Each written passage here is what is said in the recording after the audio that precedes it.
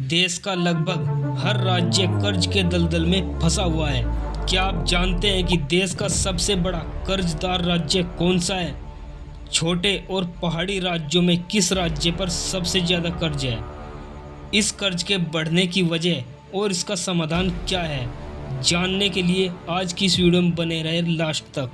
कर्ज के बढ़ते बोझ की वजह। वैसे तो कर्ज का प्रावधान विकास कार्यों के लिए होता है, लेकिन राज्यों में सब्सिडी और धुआंधार बढ़ती मुफ्त की स्कीमों ने आज लगभग हर राज्य को कर्ज के दलदल में लाकर फंसा दिया है। भारतीय रिजर्व बैंक से लेकर सीएजी की ओर से लगातार बताया गया है कि राज्य सरकारों का सब्सिडी पर खर्च लगातार बढ़ रहा है। कई जगह सब्सिडी की जगह मुफ्त की स्कीमें चलाई जा रही है। सरकारें पैसा ऐसी जगह खर्च कर रही है जहां से कमाई जीरो होगी। मुफ्त की बिजली, मुफ्त का पानी से लेकर बस यात्रा जैसी तमाम ऐसी योजनाएं लाई जा रही है जिनका मकसद सिर्फ और सिर्फ चुनाव जीतना होता है। ऐसे ही कदम राज्यों को कर्ज के जाल में फंसा रहे हैं। इसके अलावा राज्य सरकारों के बजट का एक और बड़ा हिस्सा सरकारी कर्मचारियों की सैलरी और पेंशन में जा रहा है। फिर चाहे पंजाब हो या हिमाचल या फिर तमिलनाडु हो या मध्य प्रदेश, उत्तर से लेकर दक्षिण तक हर राज्य का यही हाल है। हिमाचल प्रदेश के पूर्व वित्त सचिव के.आर. भारती का मानना है कि खर्च ज़्यादा और आय कम, तो इसी पर विचार करने की ज़रूरत है। नेताओं का जोर सिर्फ सत्ता पाने के लिए होता है और वे मुफ्त की स्कीमों पर ज़्यादा ध्यान देते हैं, जिससे सरकार पर आर्थिक बोझ पड़ता है और ज़रूरतें पूरी करने के लिए उनको कर्ज लेना पड़ता है। के.आर. भारती कहते हैं कि राज्यों को सब्सिडी और मुफ्त बिजली पानी बांटने की बजाय आर्थिक संसाधन जुटाने की ओर गंभीरता से सोचना चाहिए। के.आर. भारती के मुताबिक राज्यों को बेवजह के खर्चों के साथ साथ लोक लुभावन घोषणाओं पर भी लगाम लगानी चाहिए। इस पर हर सियासी दल को एक मंच पर साथ आना होगा, क्योंकि ये राज्यों के भविष्य का सवाल है। के.आर. भारती कहते हैं कि राज्यों में एक मंत्री के पास कई विभाग होते हैं, लेकिन उनके काफिले में हर विभाग की गाड़ी अटैच होती है जिन्हें कम किया जा सकता है। मंत्रियों का लाभ लश्कर के साथ चलना और वीआईपी कल्चर को कम करने की सलाह भी देते हैं। इस तरह के छोटे छोटे प्रभावी कदम बड़ा बदलाव भी ला सकते हैं। भारत के लगभग सभी राज्य कर्ज के दलदल में फंसते जा रहे हैं। विकास कार्यों से लेकर अपनी ज़रूरतों के अनुसार राज्यों द्वारा समय समय पर केंद्र सरकार, आरबीआई या अन्य वित्तीय एजेंसियों से कर्ज लिया जाता है।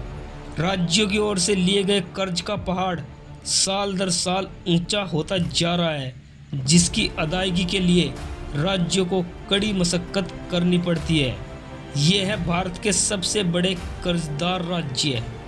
आरबीआई की ओर से जारी आंकड़ों और केंद्र सरकार की ओर से लोकसभा में दिए गए आंकड़ों के मुताबिक देश में सबसे ज़्यादा कर्ज तमिलनाडु पर है, जो वित्त वर्ष 2024-25 की समाप्ति तक 8,34,543 करोड़ के पार पहुंच जाएगा। दूसरे नंबर पर है उत्तर प्रदेश, जिस पर कर्ज 7,69,243 करोड़ रुपए है। तीसरे नंबर पर है महाराष्ट्र, 2,72,887 करोड़। चौथे नंबर पर पश्चिम बंगाल, 6,58,426 करोड़। पाँचवें नंबर पर कर्नाटक, 5,97,618 करोड़। छठे नंबर पर राजस्थान, 5,62,494 करोड़। सातवें नंबर पर आंध्र प्रदेश, 4,85,490 करोड़। आठवें नंबर पर है गुजरात, 4,67,464 करोड़। नौवें नंबर पर केरल, 4,29,270 करोड़। 10वें नंबर पर मध्य प्रदेश, 4,18,056 करोड़।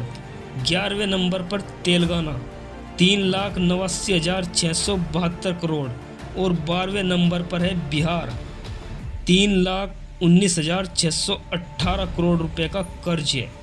इस लिस्ट में छोटे राज्यों का भी बुरा हाल है। कर्ज लेने के मामले में छोटे राज्य भी पीछे नहीं है।